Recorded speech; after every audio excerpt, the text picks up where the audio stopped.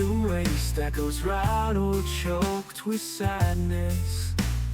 Hands of progress, harsh embrace, turn my sanctuary into madness.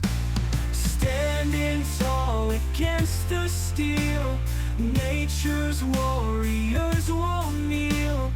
This land's bones are ancient, strong, fighting back where we belong. IslandJason's heart is breaking, trees are falling, ground is shaking. Can't they hear the cries of earth? Silent whispers giving birth.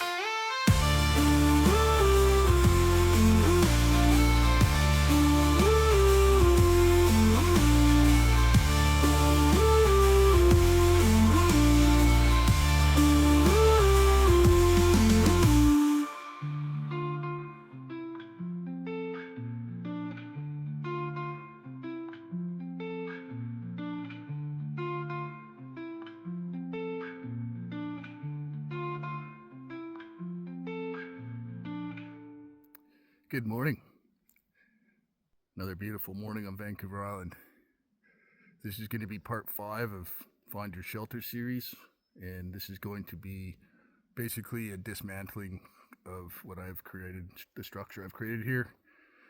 This is public land that I'm on, and it is, as I showed you driving up the hill, this is scheduled for harvest soon. Not sure when, but it's my policy to make sure that I don't leave any garbage or shit in the woods.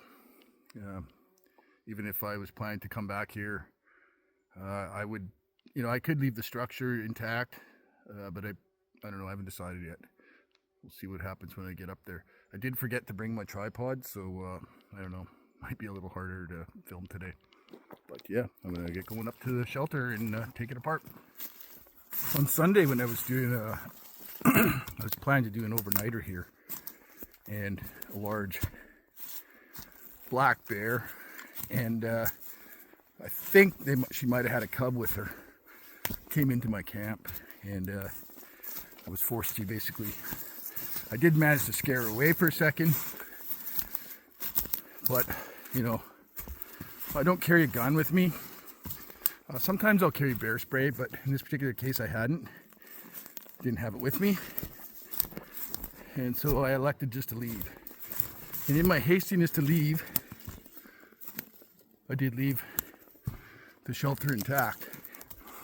So I'm going to clean up. Everything's still here, including the mosquitoes.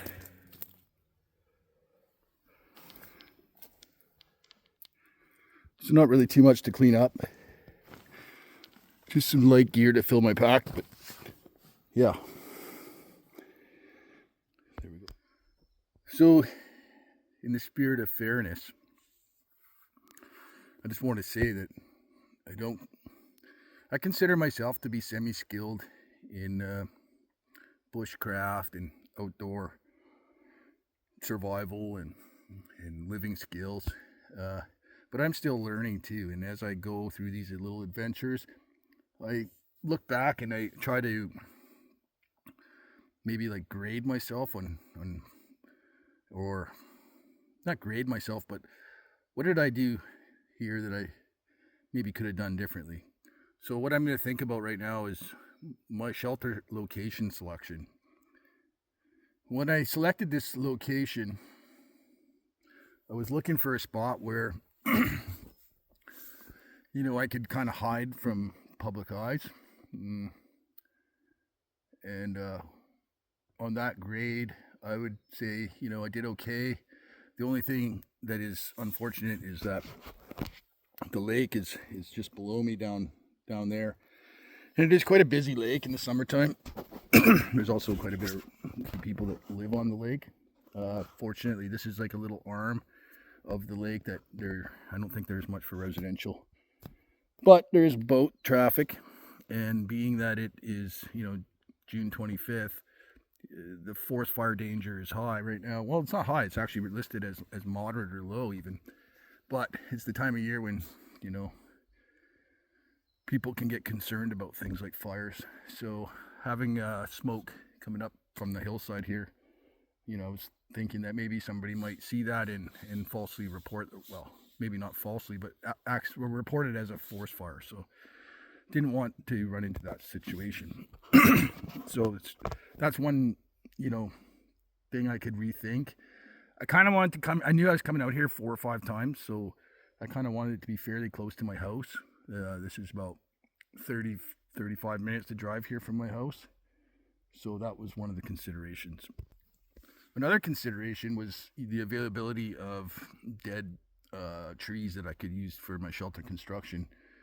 Most of the, well, I think every tree that I used in the construction of the shelter was dead. I don't think I cut any green ones.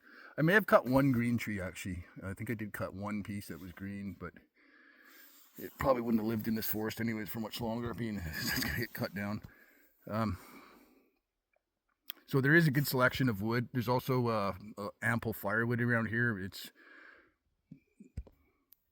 as you can see, there's no shortage of firewood. Everywhere you look, there's dead and dry timber. You know, this is a second growth forest, and typically what happens is the larger trees drown out the smaller trees, which consequently fall down and die. And this appears to be a bit of a wind thrown area, so that's one of the reasons why I liked this spot. So it's a good spot for wood and dead trees. But that being said, it is also there's also a lot of you know, standing dead ones. For example, there's 3 right in front of my tarp site. They are leaning downhill away from my shelter, but those pieces, oh, there's actually 5 right there. Okay, so even worse. 6 if you count that maple. And then right beside my shelter, there's this one that I didn't even notice when I was constructing my shelter, which I don't know why. I looked carefully, so I guess because probably down by the base, it doesn't look too bad. So I would say that I picked the poor shelter site simply because there is overhead danger, and I became aware of that when I was here on Sunday night, and I could hear the wind blowing through the trees. You know, you could really hear the trees creaking and groaning up here, and you know, one of those tops fell on my shelter, and I was inside it. It wouldn't be very good. So that's kind of a fail. The next thing I want to talk about is what you're seeing here is 2 empty bottles that I had forgotten when I was here last time, and that's how I've been transporting water up here. So, you know, I carry a small backpack, and in that backpack I have 4 liters of water, which I can use to extinguish fires, drink, or consume. But in an ideal situation, for a shelter location, you may want to have water a little bit closer. Now, I never actually traveled too far that way, maybe a couple hundred feet, but if I'd gone a little bit further, I would have found a stream. As I showed you on my way up here, there was a water source, and that was just a couple hundred meters that way. So maybe I'll trek over there and see if I could have got water of that. One of the things I've been thinking about for shelter selection area is trying to find a location with a water supply, and maybe bringing in a garden hose and trying to use gravity to supply water to my camp, you know, so that I could have a constant supply in case of fire, or even just for daily usage. So my next shelter location, I'm going to try and find something like that. Take nothing to bring 100 feet of garden hose up here, and it would be really convenient to have a gravity fed water stream. Another thing I was thinking about when I was here is that for shelter location, I do have a couple bars of cell service here. It's barely enough to even send a photo out, but there is cell service here. So in the event of an emergency scenario, I think I could probably dial 911. But being in the trees like this, if you had a spot or any kind of satellite transponder, you probably would not be able to get through. If you were laying in the ground with a broken hip, you know, and you're unable to move around, yeah, you wouldn't be able to get a spot signal out, I don't think. Hard to say, but yeah, that's another thought I had thought about. Another thing I kind of thought about afterwards was the way I had chosen to camouflage my tarp. I don't know if I want to do that again. I mean, especially in the summertime. One spark on that, and I think I could have been in trouble. So that's something maybe I'd want to think about next time. As you can see, it's a couple of days and it's already crispy and dry. Okay, as I told you, I had forgotten my tripod. So I'm going to do my best,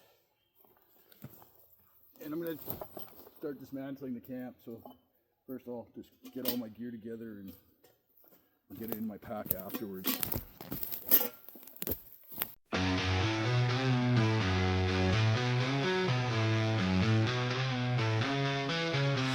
IslandJason stepped off that boat, left a shadow behind, bones float. Falling down, shelter left it bare, not a sign, not a single care.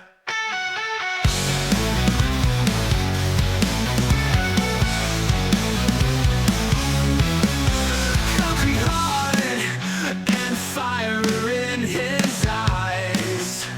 Storm struck the skies, nobody saw, nobody heard. Winds whispered not a word. IslandJason, leaving no trace. Shelter gone, empty space.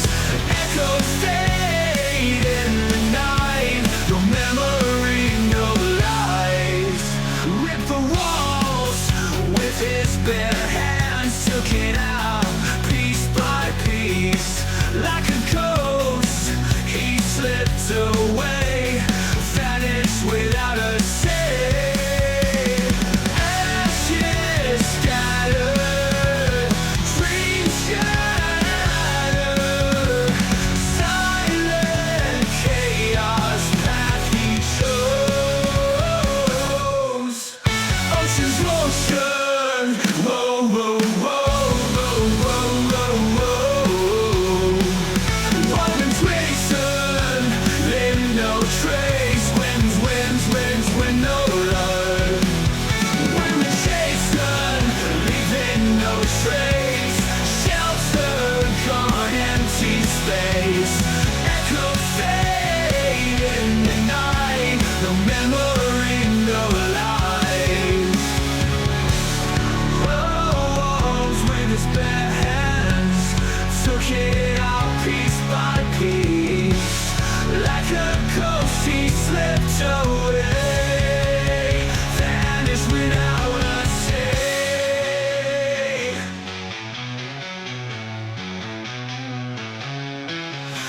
Ashes scattered, dreams shattered. Silent chaos, path he chose. Ocean's roar, swallowed tracks, left nothing but darkness and cracks. Sought freedom in the wild, unseen, alone, exiled. IslandJason, dreams shattered.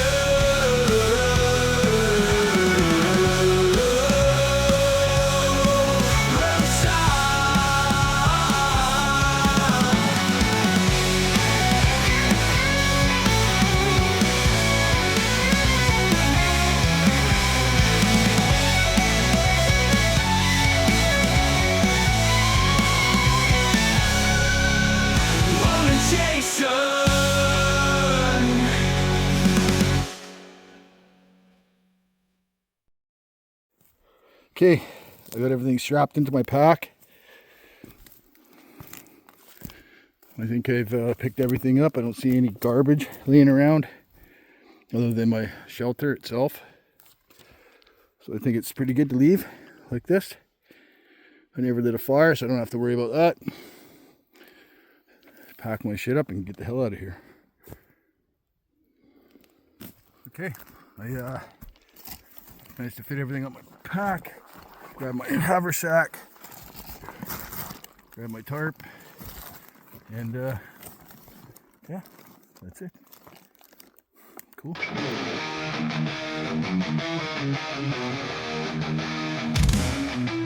Shelter crumbling under pressure. Walls once strong, now just another measure.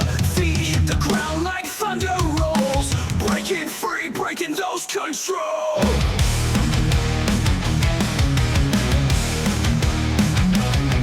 This cage can't hold the fire inside. Every brick is just another life.